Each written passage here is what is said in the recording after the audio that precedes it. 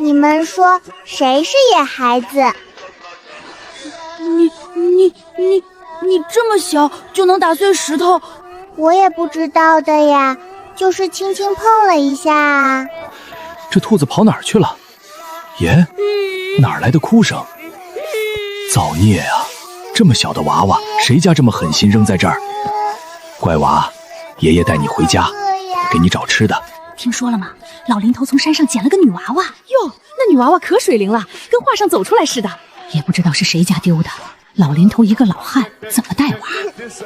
大娘好，爷爷好，姐姐你真好看。这娃太招人疼了。你就是林爷爷捡回来的野孩子。悠悠不是野孩子，悠悠有妈妈，只是……狗蛋，不许乱说！本来就是嘛，有娘怎么不要你了？你就是个野孩子。野孩子，第一次忍了，第二次忍了，第三次我忍不了了。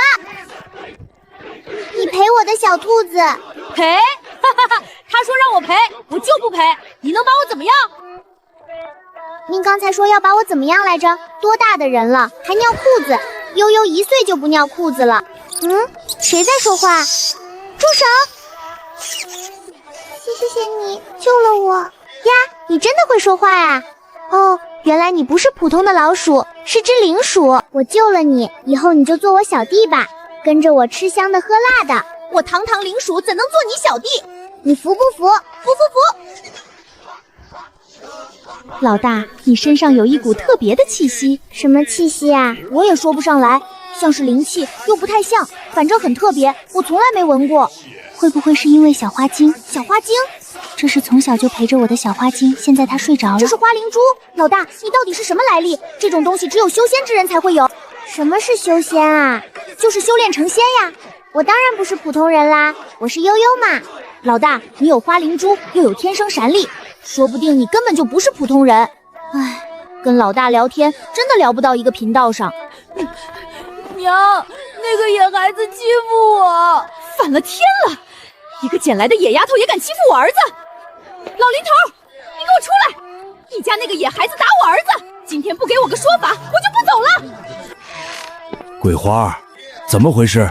你看，你那个野孩子把我儿子吓成什么样了？要是把我儿子吓出个好歹，我跟你们没完！娘，我怕。我没有打他呀。你还敢狡辩？你一个小丫头片子，没人教没人管的，一看就不是什么好东西。桂花，说话注意点，悠悠不是野孩子。你说我可以，不许说我爷爷。你这个臭丫头，我撕了你的嘴！桂花，你冷静点儿。冷静什么？我没法冷静。够了，桂花，你一个大人跟个3岁的娃娃闹，像什么样子？我儿子被他欺负了。狗蛋，你跟爷爷说实话，悠悠打你了吗？他打树了。听见了，人家没打你儿子，别老欺负人。青山村的风气不能坏在你们手里。咱们走着瞧。老林，张桂花虽然泼辣，但有句话说得对，你一个老汉确实不方便照顾一个小女娃。我跟你商量，想给悠悠找户人家收养，让她有个完整的家。你想找哪户？村东头的李秀莲2口子，成亲6年没孩子，人老实心善，你觉得怎么样？让我再想想。爷爷，是不是悠悠给你添麻烦了？怎么会呢？那爷爷为什么不要悠悠，要把悠悠送走？悠悠，爷爷希望你能有个完整的家，有爹有娘，有兄弟姐妹，以后不会被人叫野孩子。那悠悠还能回来看爷爷吗？当然能。拉钩，拉钩上吊，100年不许变。这就是悠悠。婶婶好。悠悠，你愿意跟婶婶回家吗？婶婶家有好吃的吗？有，婶婶会做很多好吃的。悠悠来了。悠悠，快过来，奶奶给你拿糖吃。真是阴魂不散。这个世界真小。秀莲，你真要收养这个丫头？谁知道她什么来历？好端端的孩子，谁舍得扔？嫂子，林大爷是从山上捡到的，孩子很乖，没事的。哼，捡的就更不能要了，说不定有什么问题。悠悠，你要干嘛？没什么。娘，我帮您把门口这块砖修一修，刚才发现它有点松了。老大，我有件事要告诉你。什么事？我昨天闻到了灵气的味道。老大，你有花灵珠，说不定跟修仙有关系。你是说我也能修仙？很有可能。我虽然是灵属，但对修仙的事知道的不多。如果能找到一个真正懂行的人问问就好了。那怎么办？只能等机会了。修仙讲究机缘。我觉得他说的很有道理，虽然我也不知道什么叫机缘。第二天，我在院子里玩，无意间看见老先生往村后的山上走去，我偷偷跟了上去。小鼠从口袋里探出脑袋：“老大，你干嘛？”我觉得那个老先生不简单。老先生上了山，走到一棵老松树下，盘腿坐了下来，然后他闭上眼睛，双手放在膝盖上，一动不动。我躲在树后面，看了半天也没看明白他在干嘛。睡着了。别出声！小鼠忽然激动起来，他在打坐修炼，他身上真的有灵气。什么？我瞪大了眼睛。就在这时，老先生忽然睁开了眼睛，朝我藏身的方向看了一眼。出来吧！我吓了一跳，犹豫了一下，从树后面走了出去。老先生看着我，眼里没有惊讶。你怎么跟来了？我歪着头看着他。我看你走路的样子不像普通人。老先生笑了，他走到我面前，蹲下身子，认真地看着我。他说他的真名叫白鹤，曾经是青云宗的长老。他给我讲起了往事。3年前，他在一次秘境中受了重伤，修为大跌，不得已来到这里。白先生看着我，目光灼灼。悠悠，你知道我为什么留在这儿吗？我摇头。因为我感应到了这附近有一股灵气波动。白先生一字一句地说。悠悠，你就是那个有仙根的人。我愣住了。小鼠从口袋里探出头来，激动得直发抖。我就说嘛，老大你不是普通人。白先生沉默了很久，最后说，不管你是什么来历，有一点我可以确定，你是天生的修仙好苗子，如果不好好修炼，太可惜了。那你能教我吗？我问。白先生笑了。我虽然修为大不如前，但教一个入门弟子还是绰绰有余的。就这样，我拜老先生为师了。第一天，我盘腿坐下来，我把花灵珠从怀里掏出来，握在手心里。花灵珠散发着淡淡的柔光，有一股温暖的力量从珠子传到我的手上，再传到全身。忽然之间，我感觉到了空气中有无数细小的光点，像萤火虫一样飘来飘去。师傅，我兴奋地睁开眼，像受到了召唤一样，纷纷朝我涌来，钻进我的身体里。只是白先生瞪大了眼睛，这怎么可能？老大好厉害！小鼠在桌上跳来跳去。师傅，这就是灵气吗？白先生深吸一口气，缓缓说：“悠悠，你仙根太强了，按照这个速度，你的灵气增长太快了，但你的身体还太小，经脉不够宽，灵气太多，身体会受不了的。那怎么办？”白先生说：“需要找一种叫阔脉草的灵药，帮你拓宽经脉。这种草在普通山里找不到，只有灵气充裕的深山老林里才有。那我们去哪里找？”白先生拿出一张泛黄的地图，指着上面一个标记，离这里300里。第二天我们就出发了，走了大半天，我们到了一个叫落霞镇的地方，准备在这里歇脚吃饭。就在这时，一个小身影忽然从旁边的巷子里冲了出来，一头撞在我身上，砰！2个小娃娃撞在了一起，双双摔倒在地。我揉着屁股爬起来一看，一个比我大一点的小女孩也坐在地上，正瞪着眼睛看着我。她头发乱糟糟的，脸上脏兮兮的，但一双眼睛又大又亮，凶巴巴的。你撞我干嘛？小女孩凶巴巴的先开口了。明明是你撞我的。我也不示弱。你挡我路了，你走路不长眼睛的。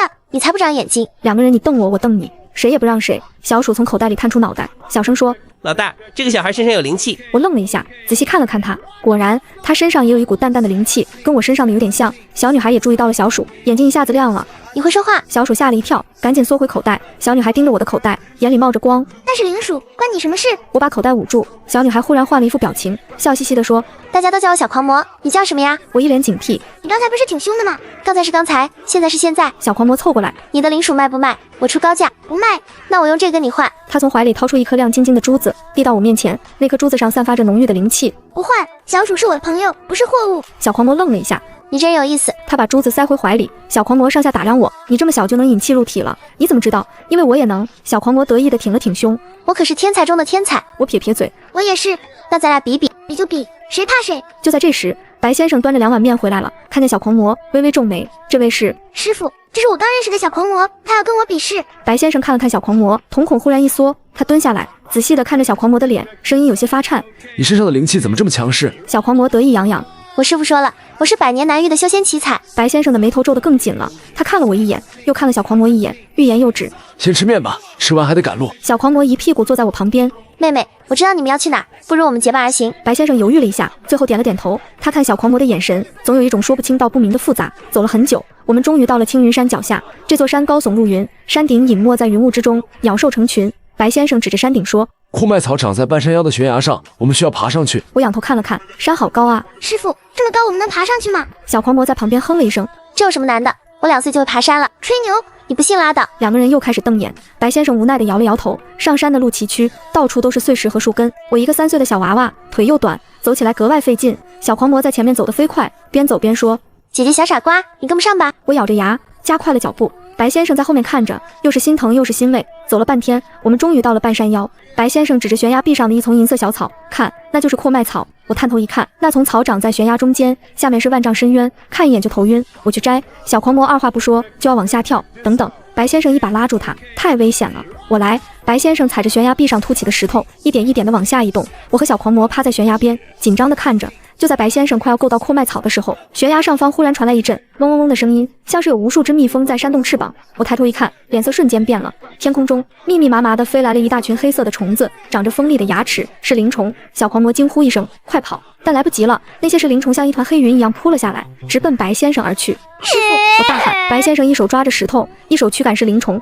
但虫子太多了，怎么赶都赶不完。悠悠，快走！白先生大喊：“别管我，我怎么能走？”我急得眼泪都要掉下来。就在这时候，怀里忽然传来一阵滚烫的温度，花灵珠从我怀里飞了出来，悬浮在半空中，散发着耀眼的金色光芒，光芒越来越亮，越来越强，像一个小太阳一样挂在空中。那些是灵虫被光芒照到，发出刺耳的尖叫，纷纷掉落在地上。剩下的是灵虫见势不妙，一哄而散，逃得无影无踪。我呆呆地看着花灵珠，看着它慢慢变大变亮，最后砰的一声，花灵珠炸开了，无数金色的光点在空中飞舞，渐渐汇聚成一个小小的身影。那是一个巴掌大的小人，长着一对透明的翅膀，眼睛是金色的。他看着我，甜甜地笑了。小花精，你醒了！我惊喜地叫了出来。小花精飞到我面前，用小手摸了摸我的脸。对不起，让你担心了，你没事就好。我高兴得又蹦又跳。小狂魔在旁边看得目瞪口呆。这是花精灵，传说中千年难遇的花精灵。小花精看了他一眼，微微皱眉。这个小孩身上的气息好熟悉。我愣了一下，小花精没有多说什么，转身飞到白先生身边，小手一挥，一片花瓣落在白先生的手上，伤口瞬间愈合了。白先生攀着石头爬了上来，喘着粗气，看着小花精，眼里满是震惊。小花精醒了之后，摘阔麦草就变得容易多了。他飞下悬崖，轻轻松松地摘了一大把阔麦草，飞回来塞到我手里。白先生看了看阔麦草，满意的点点头。小狂魔在旁边看着我，我得意地冲他扬了扬下巴，羡慕吧？哼，我才不羡慕。小狂魔扭过头去。小花精想了半天，他沉睡太久，很多记忆都模糊了，但他有一件事记得很清楚，他之所以会在悠悠身边，不是因为偶然，而是因为有人在很久很久以前把他托付给了悠悠。那个人是谁？小花精想不起来了，但当他看见小狂魔的时候，心里忽然涌起一种奇异的感觉，那种感觉叫做亲近。摘到阔麦草之后，我们开始往回走，一路上小狂魔像块牛皮糖一样黏着我，走到哪跟到哪。姐姐，你的花精灵是在哪里找到的？姐姐，你力气为什么这么大？我被他问得烦了，回头瞪了他一眼。你再叫我姐姐，我就把你扔下山去。小狂魔缩了缩脖子，但过了一会儿又凑过来了。那叫你什么？悠悠，随便。回到青山村之后，白先生把阔麦草熬成药汤，让我喝下去，忍一忍。白先生按住我的肩膀，扩麦的过程会很痛，但你一定要忍住。我咬着牙，一声不吭，额头上全是汗，但我没有喊疼，因为我知道我不能让他们失望。小鼠趴在枕头边，紧张地看着我，小爪子攥得紧紧的。小花精飞在我头顶，不断地用花瓣为我降温。悠悠加油，快好了，再坚持一下。我咬着牙，心里默念：我是悠悠，我什么都不怕。1个时辰后，药效终于过去了。我瘫在蒲团上，浑身上下像被水洗过一样，全是汗。成功了。白先生长出一口气，疲惫的脸上露出了笑容。小花精高兴地在我头顶转圈，小鼠激动地在地上打滚。我坐起来，感受着体内澎湃的灵气，忍不住笑了。师傅，我现在能修炼到什么程度？白先生想了想，如果一切顺利，10岁之前你可能就超过我了，到那时候你就该离开这里了。我愣住了，离开？去哪里？白先生看着我，悠悠，你的舞台不在这个小小的青山村，你注定要走向更大的世界。我不走。我摇头，我要跟师傅在一起，跟爹娘在一起，跟奶奶在一起。白先生摸了摸我的头，没有说什么，但他的眼神告诉我，有些事情不是我不想就不会发生的。小狂魔在青山村住了下来，白先生心软，让他住在了祠堂里。有一天晚上，白先生把我和小狂魔叫到一起。小狂魔，你知不知道你的师傅是谁？白先生问。小狂魔摇头，我不知道，我记事起就跟着一个老道士，但他只教了我1年就走了。走之前跟我说，让我去找一个叫青云宗的地方。青云宗？白先生皱眉，那就是我以前的宗门。真的吗？小狂魔眼睛亮了。那白先生，你知道青云宗在哪里吗？白先生沉默了一会儿，说：“知道，但青云宗在3年前的那场变故之后已经封山了，外人进不去。那我师父为什么让我去找青云宗？”白先生没有回答，而是看向了小花精。小花精一直盯着小狂魔看了很久，忽然开口了：“悠悠，这个小孩的灵气跟你的一模一样，但悠悠，你相信直觉吗？”“什么直觉？我觉得你跟小狂魔之间有很深的关系。”小花精认真地说：“比你想象的要深得多。”我看着小狂魔，他也看着我，两个人面面相觑，都不明白小花精在说什么。但白先生听懂了，他的脸色变得非常复杂。“悠悠，小狂魔，有一件事我一直没有告诉你们。”“什么事？”白先生深吸一口气。“3年前，青云宗有一个很厉害的女弟子，后来她爱上了一个凡人，生了一个女儿。”白先生看着我，声音有些颤抖：“师傅，你的意思是，我怀疑你就是那孩子。那天晚上的谈话，让我的心里种下了一颗种子。我是谁？我的爹娘是谁？我为什么会被丢在山上？这些问题以前我不在意，但现在我想知道。”“小鼠，你觉得师傅说的是真的吗？”晚上躺在床上，我问趴在枕头上的小鼠。小鼠想了想：“白先生不会骗你的。那怎么才能找到你的亲生母亲？”小鼠说：“小花精飞过来，落在我的鼻尖上。悠悠，我有一个办法。”“什么办法？”“用花灵珠的力量感应血缘。”小花精说：“如果你母亲还活着，花灵珠能感应到她的大概方位。”真的。第二天，白先生忽然咳出了一口血，脸色苍白的像纸一样。“师傅！”我吓得扑过去扶住他。“没事，老毛病了。”白先生擦了擦嘴角，勉强笑了笑。“你骗人！”我哭了。“你说过你的伤没事的，你是不是要死了？”白先生沉默了很久，最后叹了口气：“悠悠，师傅最大的心愿就是看着你长大。”他摸着我的头：“如果师傅撑不到那天，你要答应师傅，不管遇到什么问题，都不要放弃。”“不要你死！”我抱着他的胳膊，哭得上气不接下气。小花精飞过来，小手放在白先生的额头上，金色的光芒笼罩着他的身体。他的伤太重了。小花精摇头：“我的力量不够。”师傅就这样走了。我哭得很伤心。我想了好久，决定去找我娘。我以前不知道就算了，现在知道了，就想找到她，问问她为什么不要我，为什么要狠心丢下我。小狂魔非要跟我一起。走了半天，小狂魔一屁股坐在地上，把包袱往旁边一扔，长出一口气：“累死我了。”才走了半天就喊累。我啃着干粮，白了他一眼。小鼠从我口袋里跳出来，在地上跑来跑去，忽然叫了起来：“老大，那边有条小溪。”真的。我眼睛一亮，跑过去一看，果然有一条清亮的小溪，水里还有鱼。“我们抓鱼吃吧。”我撸起袖子就要下水。“等等！”小狂魔拉住我：“你一个小娃娃下水多危险，我来。你会抓鱼？”“当然会。”吹牛大王。两个人又开始瞪眼，最后还是小花精出手，小手一挥，几片花瓣飞出去，在水面上轻轻一点，几条鱼就晕乎乎的浮了上来。“哇，小花精你好厉害！”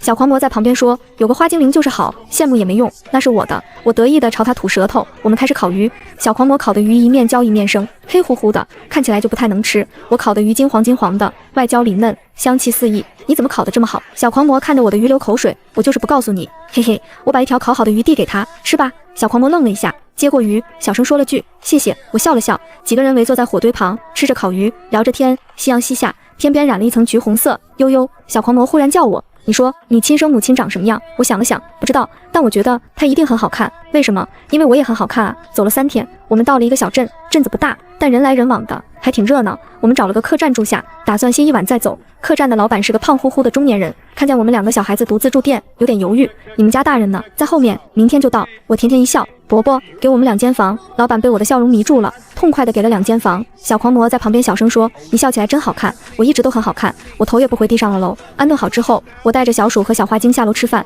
小狂魔已经在楼下坐下了，面前摆了一桌子菜，吃得满嘴流油。“你点这么多，吃得完吗？”“我饿。”小狂魔理直气壮。我坐下正准备吃，忽然感觉到一股不怀好意的视线。我抬头一看，角落里坐着一个穿黑衣的男人，正盯着我肩膀上的小花精看，眼里冒着贪婪的光。我皱了皱眉，悄悄拉了拉小狂魔的袖子。那边那个人在盯我们。小狂魔看了一眼，脸色也变了，他身上有灵气波动，是个修士。小花精小声说：“悠悠，我们要小心。”我点点头，若无其事地吃完饭，带着小狂魔回了房间。“小鼠，你去看看那个人住在哪间房。”小鼠点点头，嗖的一下从门缝钻了出去。不一会儿他就回来了，气喘吁吁地说：“老大，那个人就住在我们隔壁，说什么发现了花精灵，准备动手。”我眼睛一眯，想抢我的小花精，那得问问我答不答应。半夜，我躺在床上，小花精躲在我的枕头底下，小鼠藏在床角的暗处。果然，没多久，门外传来了轻微的响动，啪嗒一声，门被悄无声息地打开了，一个黑影闪了进来。他手里拿着一根绳子一样的东西，散发着淡淡的荧光。他走到床边，伸手就要来抓小花精。就在他的手碰到枕头的一瞬间，砰！我打在了他的肚子上。黑衣男人闷哼一声，轰的一声倒地。有刺客！我大喊一声，从床上跳了下来。小狂魔也从隔壁房间冲了出来，手里拿着一把短剑，威风凛凛地挡在我前面。黑衣男人从地上爬起来，捂着肚子，脸色铁青：“小丫头，你找死！”他掐了一个法诀，一道黑气朝我射了过来。小狂魔挥剑挡了一下，但黑气太强，他被震退了好几步。我伸手接住了剩下的黑气，手掌心一阵刺痛，但没有受伤。黑衣男人瞪大了眼睛，你是什么怪物？你才是怪物！我冲上去，又是一拳，这一拳他飞了出去，撞穿了窗户，落在了走廊尽头。客栈里的人都被惊醒了，纷纷出来看热闹。黑衣男人见势不妙，爬起来就跑了。我站在窗前，看着他的背影消失，拍了拍手。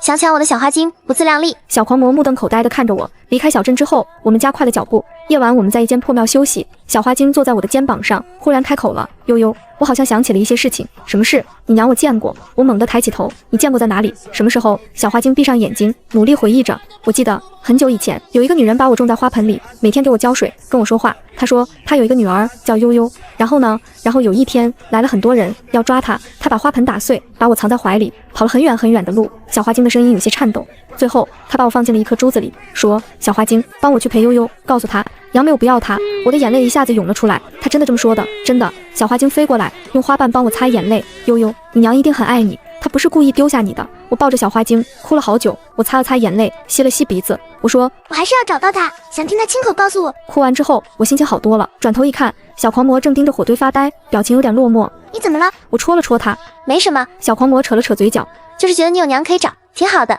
我连找谁都不知道。我想了想，说：“也许你也有娘，只是你不知道而已。”不可能。小狂魔摇头。我师父说了，我是他从路边捡来的，跟野草一样。我当初也是被捡来的，以前的我不重要，重要的是以后的我。小狂魔看着我，眼神有些复杂。悠悠，你为什么总是这么乐观？因为哭也是一天，笑也是一天，为什么不笑呢？我冲他眨眨眼。再说了，我这么可爱，哭起来多难看。小狂魔终于笑了，火堆噼里啪啦的烧着，火光映在2张小脸上，暖洋洋的。小花精靠在我肩膀上，打了个哈欠，小鼠钻回口袋，缩成一团。夜风从破庙的窗户吹进来，带着青草和泥土的味道。我靠在柱子上，闭上眼睛，快睡吧。明天还要赶路，走了7天，我们终于到了仙界入口迷雾森林。这是一片常年被浓雾笼罩的森林，传说只有有缘人才能找到正确的路，否则就会在里面迷失方向，永远走不出来。白先生给我的地图上标注了一条路线，但他说这条路线是3年前的，现在不知道有没有变化。悠悠，你真的要进去？小狂魔看着阴森森的森林，有点发怵。来都来了，还能回去？我深吸一口气，走吧。我们手拉手走进了迷雾，能见度不到1丈。小鼠从口袋里探出脑袋，用鼻子嗅了嗅。老大，左边有灵气波动，走左边。我们按照小鼠的指引，一步一步的往前走，走了大约半个时辰，前面忽然传来哗啦啦的水声，走近一看，是一条小河，河水清澈见底，河面上飘着几片发光的荷叶，这是灵河。小花精惊讶地说，这种灵河只有在灵气极其充沛的地方才能生长。我高兴地拉着小狂魔过了河，眼前豁然开朗，一片广袤的平原出现在眼前，平原上长满了奇花异草，天空中飞着我没见过的彩色鸟，远处有山峰耸立，山峰上隐约能看到亭台楼阁，这就是修仙界。我瞪大了眼睛，抬头望去，青云宗的山门高耸入云，2根巨大的石柱上刻着青云2个大字，石柱之间有一道淡淡的光幕，那是宗门的护山大阵。山门口站着2个穿白衣的弟子，看见我们2个小孩子，皱了皱眉。站住，青云宗不接待外人。我上前一步，仰着脸说：“2位哥哥，我们是来找人的。”找谁？白鹤。我说：“白鹤长老。”2个弟子脸色一变。白鹤师叔，他老人家已经失踪20年了。我说：“他让我来找青云宗，说有一样东西要交换。”这当然是我编的，但我得先混进去。2个弟子对视一眼，其中一个说：“你们等着，我去禀报掌门。”不一会儿，那个弟子回来了，身后跟着一个白发苍苍的老者。老者看着我和小狂魔，目光在我身上停留了很久。你就是白鹤的弟子？是的，老爷爷，进来吧。老者手一挥，光幕打开了一个口子，我们走了进去，进入青云宗内部，我才知道什么叫真正的仙境。到处是奇花异草，灵泉飞瀑，亭台楼阁错落有致，空气中弥漫着浓郁的灵气，吸一口都觉得浑身舒畅。小鼠在口袋里激动得直发抖。老大，这里的灵气太浓了，比凡间浓100倍。小花精也开心地在空中飞舞。老者带我们到了正殿。白鹤他还好吗？老者问。我犹豫了一下，还是说了实话，师傅不好。老者叹了口气，当年那场变故，他为了保护一个人受了重伤。老者看了我一眼，欲言又止。你长得真像他。他忽然说了这么一句，像谁？像你娘。他给我们讲了一个3年前的故事。青云宗有一位天才女弟子苏念瑶，后来她嫁给了凡人，生了一个女儿。那时候发生了一件大事。青云真人叹了口气，有人泄露了苏念瑶的身份，引来了一群邪修，要抓她。为什么？因为她身上有一件至宝，上古神兽的封印。青云真人说，谁得到它，就能获得神兽的力量。他刚生下女婴。小狂魔忽然哭了，所有人都看向他。小狂魔愣了一下，青云真人看着小狂魔，瞳孔猛地一缩，你今年多大？6岁。你的灵气。青云真人猛地站起来，走到小狂魔面前，仔仔细细地看着他的脸，像，太像了。他的声音在颤抖。苏念瑶生下女婴后，邪修们找上了门，那一战打得天昏地暗。他拼尽全力，终于击退了邪修，但苏念瑶受了重伤，被一种恶毒诅咒侵蚀。那种诅咒会让人的身体慢慢缩小，灵魂却沉睡在了那个婴儿体内。青云真人看着我，缓缓开口：“那我娘她现在在哪里？”青云真人看向我，如果我没有猜错，他看向小狂魔。小狂魔就是你娘，她受到了诅咒，没想到她还活着。我和小狂魔都惊呆了。小狂魔身上的灵气跟我同源，小花精之前也说过。就在这时，小花精忽然飞了起来，全身散发着耀眼的金光。悠悠，我感应到了。小花精激动地说：“那个沉睡的灵魂就在你身上。”小花精飞到我面前，用小手点着我的眉心。就在这里，我被小花精的话惊呆了。娘亲的灵魂在我的眉心，这怎么可能？我说，话音刚落，外面忽然传来一阵喧哗声。不好了，邪修攻山了！青云真人脸色大变，冲了出去。我和小狂魔跟在后面，跑到山门口一看，黑压压的一片人影，为首的是一个穿着黑袍的男人，浑身散发着邪恶的气息，交出神兽封印，便可以饶你们一命。青云真人咬牙做梦，双方打了起来，战斗非常激烈，但对方人数太多，而且个个修为不低，很快就有弟子受伤倒地。小狂魔拔出短剑，冲上去帮忙，我也冲了上去，一拳打飞了一个，但对方太多了，打退一个，又上来2个。就在我们快要撑不住的时候，一个黑袍人忽然出现在我身后，一掌朝我拍了过来，我摔在了地上。悠悠，小狂魔大喊，想要冲过来救我，但被几个邪修缠住了。黑袍人朝我走来，伸手就要来抓我。就在这时，我的眉心忽然传来一阵剧痛，一股强大的力量从眉心涌出，我的身体开始发光，越来越亮，亮的所有人都睁不开眼睛。光芒中，一个声音响了起来：“谁敢动我的女儿？”光芒散去之后，一个年轻女子出现在我面前，她穿着一身白衣，长发如瀑，面容绝美。她看着我，眼眶红红的。悠悠，娘来了！我呆呆地看着她，眼泪止不住地往下掉。你是我娘？是的，孩子。娘，对不起你，你受苦了。她摸着我的脸，眼泪落在我的手背上。她转身看向那群邪修，眼里全是恨意。一股恐怖的灵气从他身上爆发出来，那些邪修被灵气冲击得东倒西歪。黑袍人大惊失色：“这不可能！你中了诅咒，怎么还能使用灵气？”诅咒？苏念瑶冷笑：“我是中了诅咒，但悠悠身上的仙灵之气已经帮我化解了大部分诅咒。虽然我的身体还是无法恢复原样，但我的修为已经回来了。”他一步一步走向黑袍人，每一步都踩得地面震动。3年前的恩怨，今天我要全部讨回来。苏念瑶的修为极高，虽然被诅咒折磨了3年，但她的修为不仅没有退步，反而因为在我体内沉睡，吸收了我身上的仙灵之气，变得更加强大。黑袍人拼尽全力，但在苏念瑶面前就像纸糊的一样。不可能，这不可能！黑袍人惊恐地看着他：“你怎么可能这么强？”苏念瑶没有回答，一掌拍过去，黑袍人当场就消失了，剩下的邪修剑首领消失了，纷纷四散而逃。苏念瑶没有追，转身走回我面前，蹲下来：“悠悠，你怕不怕娘？”我看着他的眼睛，摇了摇头：“不怕，娘真厉害。”苏念瑶笑了，笑得眼泪都出来了。她把我抱进怀里，抱得紧紧的。悠悠，娘对不起你，让你一个人在外面吃了这么多苦。不苦。我靠在她肩膀上。悠悠有很多人疼。我知道。苏念瑶亲了亲我的额头。我的悠悠是世界上最乖的孩子。娘亲要回到小狂魔的身体里，你会不会嫌弃娘？小狂魔也过来和我们抱在了一起。苏念瑶说：“我中了诅咒，身体缩小，灵魂沉睡。你就是我，我就是你。”小狂魔的眼泪终于掉了下来，哭得像孩子。苏念瑶一只手抱着我，说完一道白光闪过，苏念瑶和小狂魔合为一体。青云真人站在旁边看着这一幕，老泪纵横。3年了，终于团圆了。邪修被击退之后，青云宗恢复了平静。回到青山村的时候，已经是傍晚了，夕阳把村子染成了金色。我飞奔着跑进村子，一边跑一边喊：“爹娘奶奶，我回来了！”李秀莲从屋里冲出来，看见我，眼泪哗的就下来了。我的悠悠，她把我抱起来，哭得上气不接下气。奶奶拄着拐杖从里屋走出来，看见我，老泪纵横，回来就好。看着我又哭又笑。这位是小狂魔，也是我的亲娘。李秀莲看着小狂魔，一个6岁的小女娃，愣住了。